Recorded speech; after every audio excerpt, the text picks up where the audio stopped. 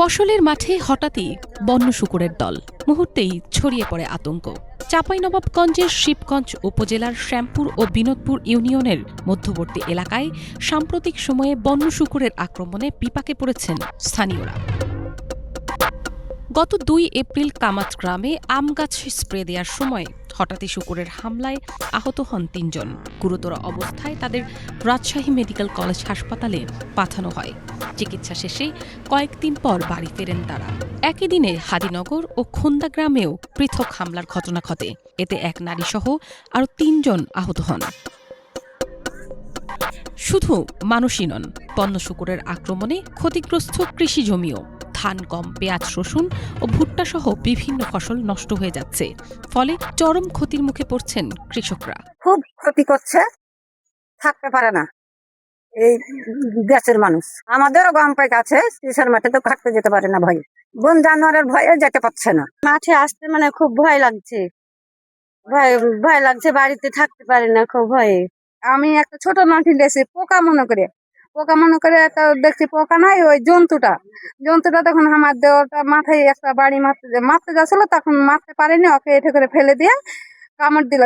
2 আছাড় দিয়েছি। 2 আছাড়ের পর তখন ফের আর একটা দেওয়ার মারলো, দিয়ে তখন ফেলে দিল, তখন ওকে কামড় দিল। এখান থেকে তার হুদমা গেছে, হুদমা বাড়িতে ঢুকেছে। বাড়িতে ওই যখন মহিলা গেছে ঘরে ঢুকেছে, তখন ওকে ফের কামড় দিয়েছে।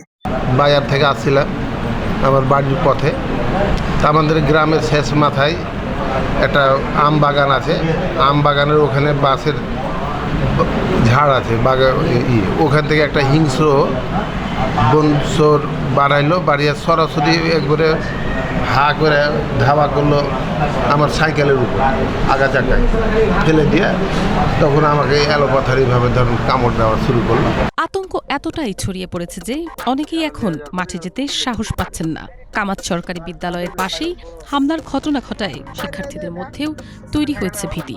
যখন ঘটনাটা ঘটে তখন স্কুল চলছিল, এই সময়তে এই ঘটনা ঘটেছে। যখন ওই ঘটনা ঘটে গেল, তখন ছেলেপিলা আতঙ্ক হয়ে গেল, ভয় সন্দেহ গেল।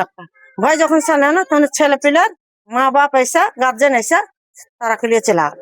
স্বাস্থ্য বিভাগের পক্ষ থেকে জানানো হয়েছে, আহতদের প্রাথমিক চিকিৎসা দেয়া হয়েছে এবং গুরুতরদের উন্নত চিকিৎসার জন্য রাজশাহীতে পাঠানো হয়েছে।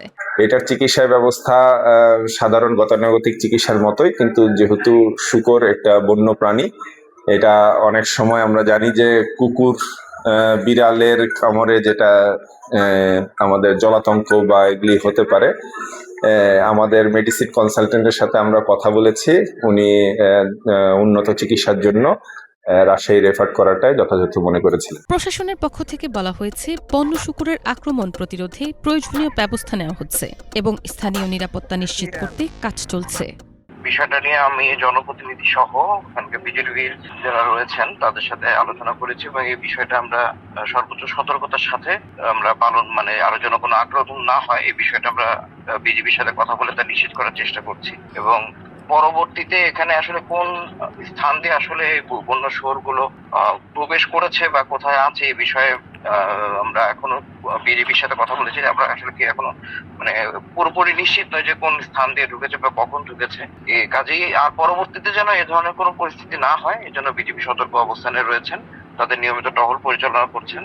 শূকরের আতঙ্কে কার্যত থমকে গেছে 3 গ্রামের স্বাভাবিক জীবনযাত্রা। ভয় আর অনিশ্চয়তার মধ্যে দিন কাটাচ্ছে 3 গ্রামের মানুষ। এই মুহূর্তে প্রয়োজন নিরাপত্তা আর দ্রুত কার্যকর উদ্যোগ। Bangla vision news desk.